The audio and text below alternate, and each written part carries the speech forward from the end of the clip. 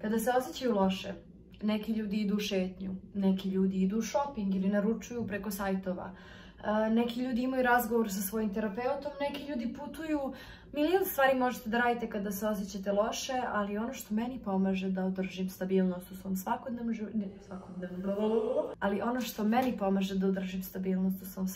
životu jeste kuvanje.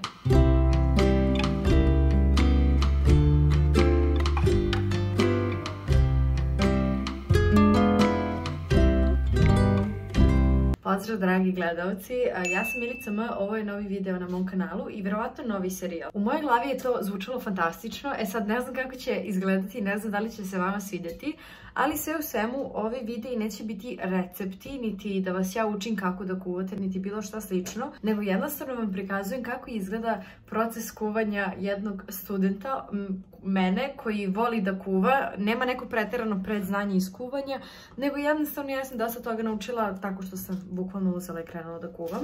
Tako da ću vam prikazivati neke stvari koje ja pravim sebi kada sam gladna, što je uglavnom 3 puta dnevno, doručak, ručak i večera. A u današnjem videu ćemo da pravimo supu od brokolija i tikvica, odnosno potaž.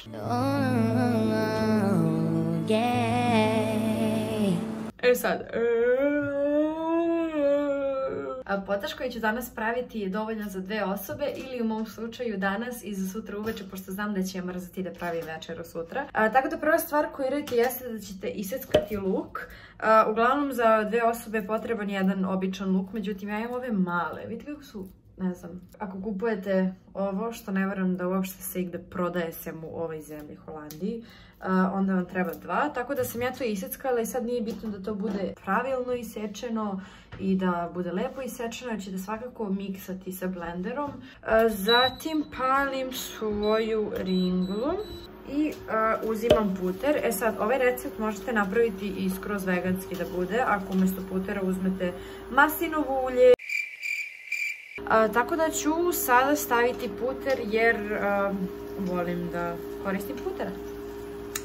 Dok se puter topi, uzet ću ovu merilicu i za 2 osobe je otprilike potrebno 700 ml. Ja ću staviti 600 ml zato što ću staviti dosta kokosovog mleka.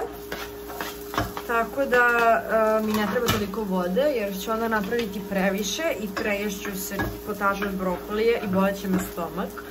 A to stvarno ne želim da mi se dešava više ikada u životu.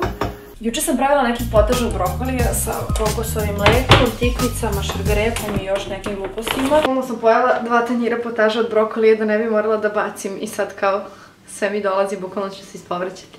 Nema veze. Sad, za 2 osobe uglavnom je potreban jedan brokoli, pošto sam ja student i pošto nemam sad previše vremena na raspolaganju. Kada nemam vremena da čistim brokoli, sečem brokoli i tako dalje, kao što je na primjer sada jer imam gomilu nekih stvari u vezi fakulteta da radim, onda kupim ovo pakovanje već isečenog brokolija od 400 grama. Uzet ću pola tikvice, sad uglavnom stavim celu tikvicu, ali s obzirom da nemam celu tikvicu i ovo mi je ostalo juče od ručka, onda ću jednostavno iskoristiti to što imam u frižideru. Zašto je opala?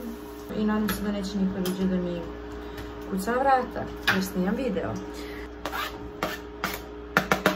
Sipala sam vodu, zatim otvaram kesu brokolija. Sipat ću još malo vode, za svaki slučaj. Sad, kao što sam objasnila zašto sam kupila brokoli u kesici, objasnit ću vam i zašto sam kupila ovo pakovanje krompira. Vidite, u holandskim supermarketima uglavnom ne možete da kupujete krompir na komad, već u pakovanjima, ali problem koji sam htjela da vam spomenem, sa kojim se ja suočavam, jeste da ako kupim kilogram krompira, ja neću uspjeti da pojedem taj krompir. Ovo jeste bacanje plastike, ali sa druge strane ne bacam hranu. Ubacit ću kocku za supu, ovu kocku od povrća. Ubacila sam kocku za supu i da, ja dok kuvam uvek se trudim da čistim u isto vreme, zato što na taj način štedim vreme i ne moram posle da se nerviram oko čišćenja. Čistite kuhinju, nemojte da ste prljavi. Od začina šta ću još da stavim, da vidimo šta ja to imam ovde. Imam beli luk u prahu, mogla bi to da stavim, zato što da ne.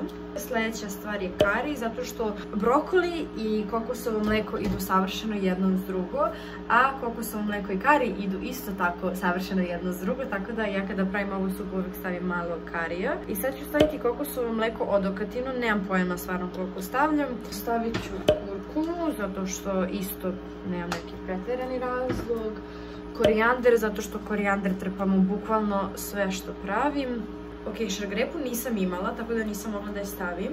Stavila sam brokoli, krompir, tikvicu.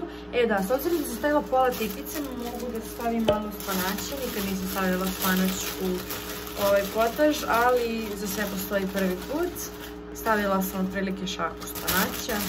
Ukoliko ne bude bilo dovoljno slano, uvek se može dodati više soli na kraju. Evo kako izgleda potaž trenutno. Ja ću sada da ostavim ovo dok se kuva jedno pola sata.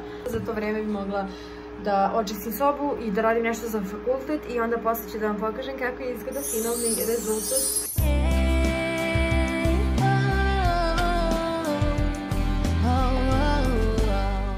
Ja sam trenutno jako umorna. Htjela bih samo malo da spomenem o svom životu. Znači, ja sam došla u Amsterdam krajem januara i prvih mjesec dva mi je bilo malo teže da se naviknem zato što sam došla u sred lockdowna i nisam znala puno ljudi u samom Amsterdamu. I sada je situacija mnogo drugačija i drago mi je što sam upoznala divne ljude ovdje i stvarno nekako imam ispunjen društveni život, ali isto sa druge strane je fakultet trenutno mnogo naporan jer se već bliži kraj školske godine. Ja godinu dana studiram online i svoj fakultet uživo vidjela nisam, iako sam sada fizički u Amsterdamu. Tako da je mnogo teško kada studirate nešto, a nemate predstavu da studirate, u smislu nemate osjećaj. Ja nikad nisam vidjela svoj fakultet. Mislim, vidjela sam s polja, ali to je otprilike to.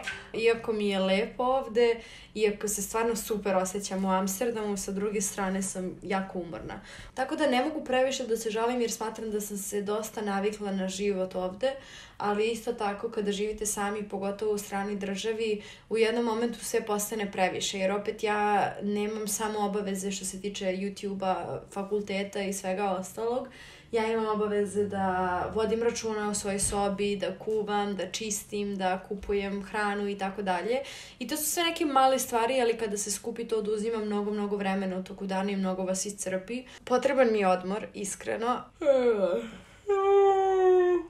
Ali dobro, mislim da sam prošla kroz mnogo gore životne situacije. Slaviti Uskrs van kruga porodice kada ste ceo život navikli da slavite sa 20 njih koji su deo vaše porodice. Čudan je osjećaj, tako da sam se iskreno malo i uželela kuće. Ali dobro, ja sam ovdje već 3-4 meseca i to je skroz normalan osjećaj. Nije kao da sam se uželela kuće jer mi je ovdje loše, samo jednostavno mi nedostaju porodice i prijatelji. I svakako su mi dani ovdje dosta ispunjeni, da li obavezama, da li druženjem. Tako da sve u svemu ne znam kad ću ići kući.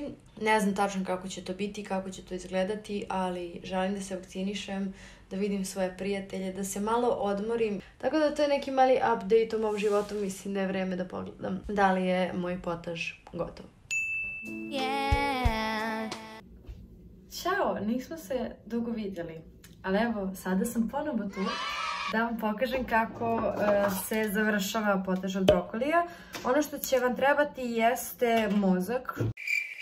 Vidite kako se sve raspada kada mešam. Najproduktivnija stvar koju sam uradila među vremenu jeste da sam uzela ručni blender. Treba da izvadim iz struje ovaj moj TJ set, moju indukcionu ringlu i nadam se da ovo neće isprskati celu kameru i celu kuhinju. Ok, 3, 2, 1.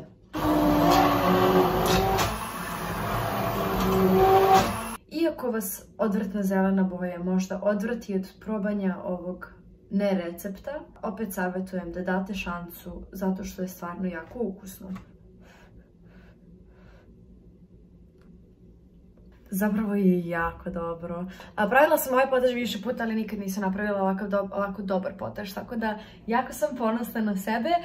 Jako bih hvala da znam da li vam se sviđa ovaj video i da li želite da nastavite da pravimo ovakve serijale. Ako želite, voljela bih također da stavite neki komentar, neku sugestiju šta biste voljeli da vidite mene da spremam u ovim videima.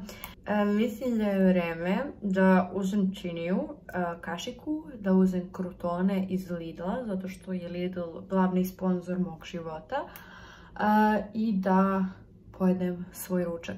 Vidimo se u sljedećem videu, to je bilo to, uživajte i sve ostale stvari koje obično kažem na kraju svakog videa.